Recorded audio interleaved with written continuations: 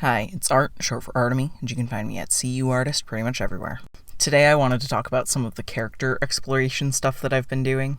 I was thinking about this when I was thinking about making web pages that kind of were at least looking like the characters' rooms, and from the aesthetic images that I was making.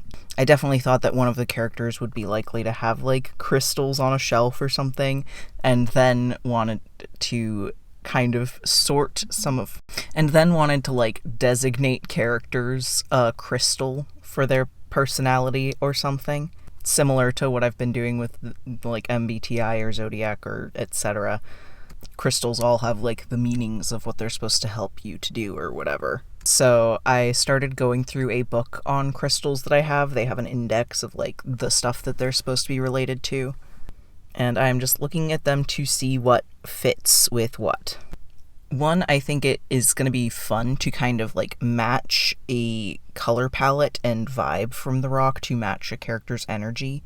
Not as a full character design aspect. One, I'm not trying to be Steven Universe. I just have always liked rocks. And two, the characters are all designed. I just think it would be fun to have aspects of their clothing, and some characters would probably have some stuff in their bedrooms. But I do think it would be fun to kind of have that be as a part of their character arc. And, well, I guess use them to think more deeply about aspects of character arcs. Since a lot of the crystal stuff is oh, this is supposed to help with this thing, I think it would be fun to look at which thing would be appropriate depending on which part of the character arc that they're in. And I just think it'll get me to look at some of the plot points in a different way. I want to think about what rocks represent a character, perhaps, but also which rocks would fix them. I mean, I think it's a placebo. You think about the thing that you want to work on because you have the crystal there, whatever. Anyway, but rocks are pretty. But yeah, that is what I have been doing. I think it's really funny. One of the first things that I was looking at, because I just started going through the index at A, I was oh, abandonment. I'm sure I have a decent amount of characters who could work with something of that nature, and the first rock I ended up looking at was so applicable to a character I have named L. It is called Dioptase, and it's blue-green, which already were kind of colors that I had been associating with them, and it is supposed to help with healing hurts and betrayal and the pain of abandonment. I don't know, I think it is funny, but it also talks about third eye stuff, and L is the seer of the comic mostly. So I just think it was very, very funny that was that applicable.